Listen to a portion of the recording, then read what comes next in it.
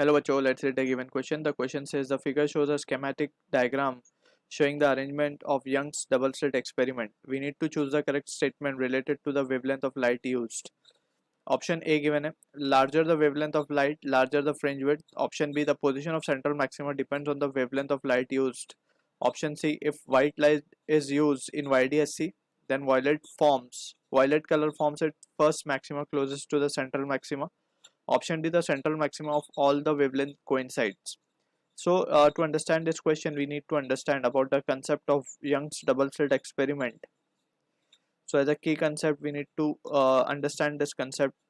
So let's suppose first हम generalize करते हैं, then we will see के जो condition given है, we will analyze that. So यहाँ पे अगर हम देखें, ये हमारी screen है at a distance capital D from the two slits S1 and S2. Slit का distance small d, right?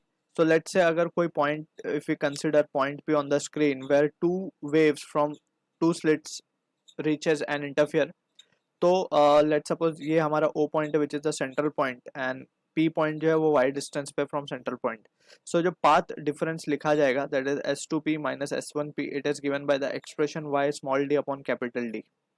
ठीक है, अब यहाँ पे we need to understand अगर कोई वेव, दो वेव यहाँ स्लिट से चल के पॉइंट ओ पे पहुंचे, तो अगर हम केयरफुली एनालाइज करें, सो पॉइंट ओ पे जो होगा दोनों वेव इक्वल डिस्टेंस ट्रेवल करेंगे. सो दैट मीन्स के पाथ डिफरेंस जीरो होगा. पाथ डिफरेंस को let's say we are denoting it with delta. So at O delta will be zero. That implies that के y का value भी क्या हो जाएगा, जीरो हो जाएगा. y का वैल्यू जीरो, दैट मीन्स के ये सेंट्रल पॉइंट की बात हो रही है and this is the condition for constructive interference. Path difference का जीरो होना कंस्ट्रक्टिव इंटरफेरेंस है. दैट मीन्स के ओ पॉइंट जो है वो हमारा ब्राइट पॉइंट होगा. सो ये तो एक चीज हमें याद रखनी है, यहाँ पे जनरल चीज है ये. ठीक, इसके बाद we need to also understand about the beta, जिसको हम फ्रिंज विड्थ कहते हैं. Fringe width denoted with beta. अब ये क्या होता है, it is the distance between two consecutive bright band या फिर डार्क बैंड. ठीक है, इसका एक्सप्रेशन दिया जाता है lambda capital D upon small D.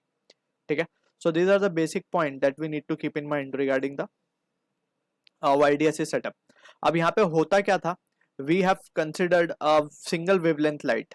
हम ये सब चीज़ों में क्या करते थे, ये पूरे एक्सपेरिमेंट में हमने सिंगल वेवलेंथ को यूज किया, जैसे कि हम मोनोक्रोमेटिक लाइट बोलते हैं. ठीक है ना, सिंगल वेवलेंथ की लाइट. तो लेकिन अब क्या हो रहा है, क्वेश्चन में हमें गिवन है कि हमने व्हाइट लाइट यूज की है. ठीक है, सॉरी, हमने जो लाइट यूज की है उसके बारे में एक ऑप्शन में बोला गया अगर हमने व्हाइट लाइट यूज की तो क्या होगा, हम उसको भी देखेंगे. फर्स्ट ऑफ ऑल हमें ये पता होना चाहिए कि to get the steady interference pattern हम क्या यूज करते थे, मोनोक्रोमेटिक लाइट. एक कंडीशन होती है वो भी, जो जिसमें हम, जिसका मतलब है सिंगल वेवलेंथ की लाइट. तो अब एक एक करके पहले ऑप्शंस देख लेते हैं. फर्स्ट ऑप्शन बोल रहा है हमसे larger the wavelength of light, larger the fringe width. तो अगर हम ध्यान से देखें यही फ्रिंज विड्थ के टर्म को, तो beta is directly proportional to lambda. तो लैम्डा ज्यादा होगा तो फ्रिंज विड्थ भी ज्यादा होगा. ठीक है, larger the wavelength fringe width भी मोर. तो ऑप्शन ए तो हमारा करेक्ट है. ऑप्शन बी की बात करें, the position of central maxima depends on the wavelength of light use. So position of central maxima जो है वो एक ही चीज पर डिपेंड करता है, पार्ट डिफरेंस जीरो होना चाहिए. ठीक है, तो वहीं पे क्या बनेगा, वहीं पे बनेगा हमारा central maxima. The position of central maxima depends upon the wavelength. तो वेवलेंथ पे डिपेंड नहीं कर रहा है, ये डिपेंड करता है पार्ट डिफरेंस पे. So we can say central maxima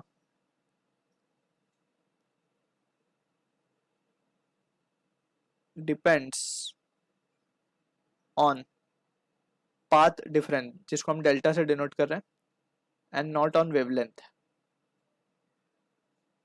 यानी कि लैम्डा. ठीक है, तो ऑप्शन बी तो हमारा डिस्कार्ड किया जा सकता है. ठीक है, हमें करेक्ट स्टेटमेंट निकालना है. सी ऑप्शन को अगर हम देखें, if white light is use, यानी कि हम अभी तक तो हम सिंगल वेवलेंथ की लाइट यूज कर रहे थे, लेकिन अगर हमने यहाँ से व्हाइट लाइट यूज कर ली तब क्या होगा. ये व्हाइट लाइट है, तो व्हाइट लाइट की जो रेंज होती है बेसिकली हमें पता है, व्हाइट लाइट विबग्योर है बेसिकली, ये विबग्योर है. अगर हम इसमें वेवलेंथ यहाँ से अगर हम टुवर्ड्स राइट चलें यानी कि रेड कलर की तरफ, तो वेवलेंथ बढ़ती जाती है. तो हम मानते हैं कि लेट्स से वॉयलेट की जो वेवलेंथ है it is 4000 angstrom. Just we are taking the random values, random means approximate values. Red colour को हम मान लेते हैं लेट्स से 8000 एंगस्ट्रॉम. ठीक है, अब यहाँ पे वी कैन सी के जो वेवलेंथ किसकी कम है, वॉयलेट की कम है, रेड की वेवलेंथ ज्यादा है. ठीक है, तो अब हम इसको बहुत अच्छे से समझते हैं कि अगर हम व्हाइट लाइट यूज करेंगे सो एट सेंट्रल पॉइंट ओ, यहाँ पे सारी ही जो वेवलेंथ होंगी, जैसे S1 से वायलेट लाइट चली, S2 से वायलेट लाइट चली, O पे जाके दोनों कैंसिल आउट कर देंगे, यानी पाथ डिफरेंस 0 हो जाएगा उसका। तो at central point we can say each wavelength cancel out each other, every wavelength cancel out कह देते हैं हम, सारी कलर की वेवलेंथ क्या कर देंगे, every wavelength cancels out each other, पे कैंसल आउट ईच अदर। ठीक है, तो वहां पे तो पॉइंट अभी भी ब्राइट ही रहेगा। ठीक, अब बात करते हैं उसके बाद क्या होगा। उसके बाद वाली पॉइंट की अगर हम बात करें, जैसे कि जस्ट इसके सेंट्रल मैक्सिमा के जस्ट बाद क्या होगा, सो उसको समझते हैं। सबसे पहले अगर हम ध्यान से देखें, यहाँ पे वेवलेंथ जो पार्ट डिफरेंस है ओ पे 0 है, फिर ऊपर ऊपर जैसे जैसे हम पॉइंट पी की तरफ जाएंगे तो वेवलेंथ बढ़ता, डिफरेंस जो है पार्ट डिफरेंस बढ़ता जाएगा।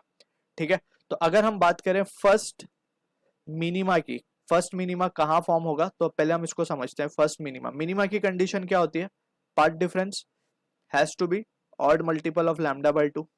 और हम किस मिनिमा की बात करें, फर्स्ट मिनिमा की बात करें, तो डेल्टा विल बी एन की वैल्यू 1 हो जाएगी, तो it will be just lambda by 2। ठीक है, तो अगर हम निकालें फॉर वायलेट कलर अगर हम देखें तो पार्ट डिफरेंस क्या आएगा, it will be 4000 divide by 2 यानी कि 2000 एंगस्ट्रॉम।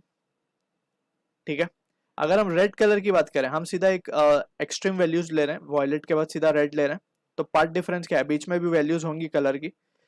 तो रेड कलर का अगर हम पार्ट डिफरेंस देखेंगे तो it will be lambda by 2 यानी कि 4000 एंगस्ट्रॉम।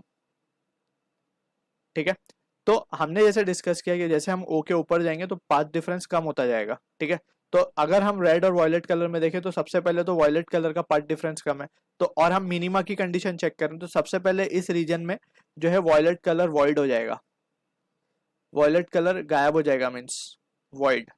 अब ये वॉयलेट कलर अगर गायब हो जाएगा तो इसमें रेड कलर डोमिनेट करने लगेगा, रेडिश नेचर का दिखेगा, तो ये रेडिश नेचर का पॉइंट दिखाई देगा हमें। तो यहाँ से ही हमें आंसर मिल जाता है क्वेश्चन का। अगर हम बात करें, if violet is used in YDSC then violet colour forms it first maxima closest to central maxima, जो कि गलत है। रेड कलर यहाँ पे डोमिनेट हो रहा है। ठीक है, तो यहाँ पे सबसे पहले वॉइड कौन हो रहा है, यहाँ से जस्ट सेंट्रल मैक्सिमा के बाद जो वॉइड होने वाला कलर है वो है वॉयलेट। ठीक है, तो वॉयलेट कलर फॉर्म कैसे होगा यहाँ पे, तो it is a case of, यहाँ पे ऑप्शन सी को भी हम क्या कर सकते हैं, डिस्कार्ड कर सकते हैं। फर्दर ऊपर जाके कहीं वॉयलेट कलर मींस डोमिनेट करने लगेगा और वहां पे वो ब्लूइश कलर हमें दिखाई देगा। So that is what the thing we need to be clear with. अब डी ऑप्शन की अगर हम बात करें, तो central maxima of all wavelength coincide, जैसे हमने यहाँ पे डिस्कस किया, at central point every wavelength cancel out each other का मतलब ये है कि सबको वो कोइंसाइड कर देंगे, तो ऑप्शन डी भी हमारा करेक्ट है। So A and D is the answer to the question. I hope you understood the solution. All the best.